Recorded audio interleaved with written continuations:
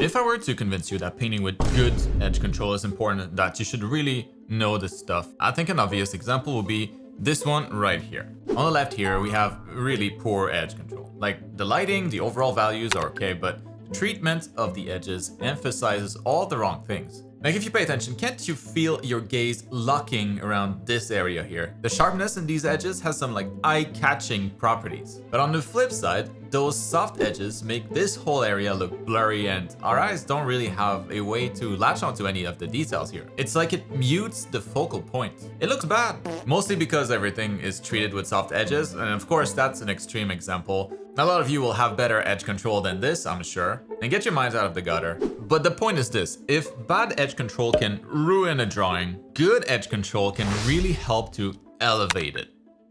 That's much better. Some say there's 4 types of edges, ranging from hard edges to lost edges. So in this week's episode of YTartschool, I'll show you exactly what those are, and more importantly, I think, when to use them to get the best results possible. Knowing this stuff should really help level up your shading game and overall just improve the quality of your life. So here's what we're covering today. The 4 types of edges that will completely change how your paintings read. The idea is that we want to have edges of many different softness if we're trying to get better results. So when you think of edges, on top of the ones you already know, probably like soft edges and hard edges, we could also add firm edges and lost edges. What, bro? Let's start with hard edges, since that's what I've been using first here to block out my values. A hard edge is exactly what it sounds like. It's a sharp, defined transition between 2 values or colors. Zero blur, maximum contrast. See this? Super clear separation. You can see exactly where one shape ends and another begins. Hard edges are powerful. They grab attention immediately. In a way, they're like someone shouting in a quiet room, which is exactly why it's pretty hard to use them everywhere.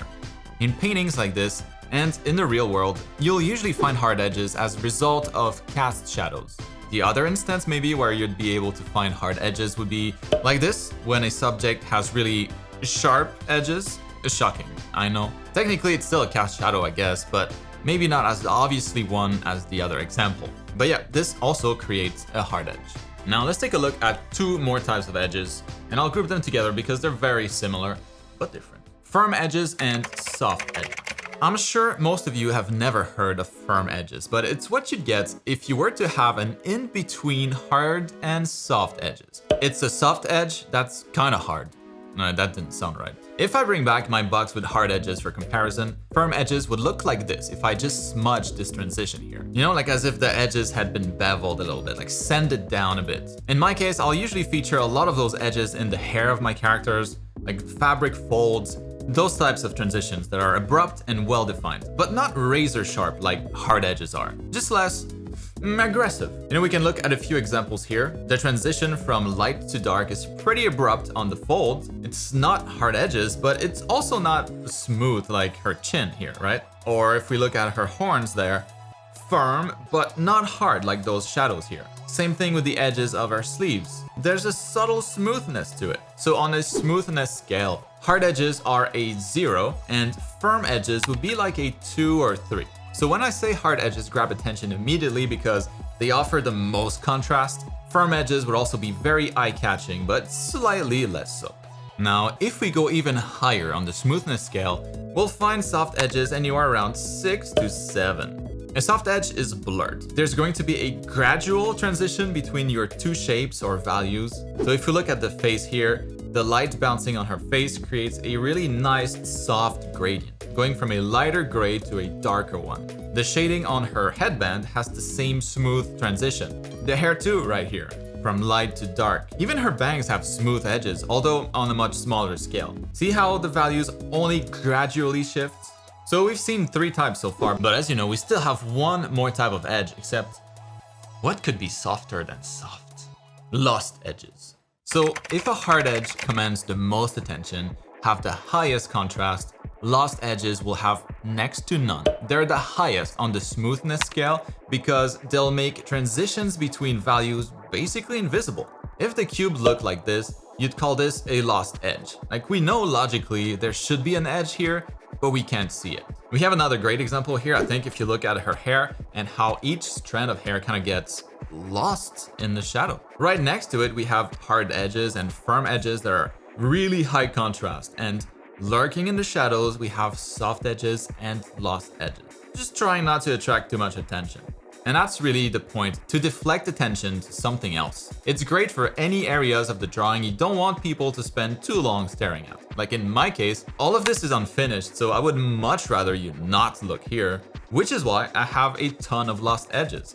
Just flat shading with very little contrast. Since the harder edges around this area create more contrast, we're naturally drawn to it. And hopefully, when done well, at a glance you wouldn't really notice the lower portion is unfinished. Or at least it wouldn't be too noticeable, like not taking away from the overall impression.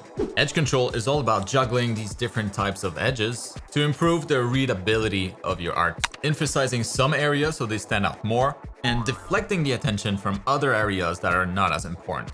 And starting a painting in black and white like I did is a great way to focus on that edge control, focus on the shading, you know, without being distracted with all the colors getting in the way. And you know what? I'm looking at this shading drawing and I'm wondering, what would it look like with colors? Maybe I could toss some quick gradient maps on here to see. Should I do it? Okay, you've convinced me. I'm gonna do it. And while I work on that, if you're a student of my art program, I hope you saw my email about the new perspective class that I uploaded this week to replace the old one. It's a free update. But if you're not a student and you're looking for help taking your art to the next level, for the holidays, we're running the biggest sale we've ever had, where you'll be able to get Art School for Digital Artists at half the regular price for a couple more days. You have until the end of the year 2025. Students get lifetime access and free updates forever. And we have an awesome private Discord too, managed by some incredible artists. Check it out with the link in the video description. And for the holidays, join the 30,000 plus students that are already registered and leveling up their art. It will literally never be this cheap again, so don't miss out. It's just crazy value for a university equivalent art education. And now that I have all the colors on their own layers, let's wrap this class up. Try to get some cool color scheme going on. Let's see where we can cook. Bruh.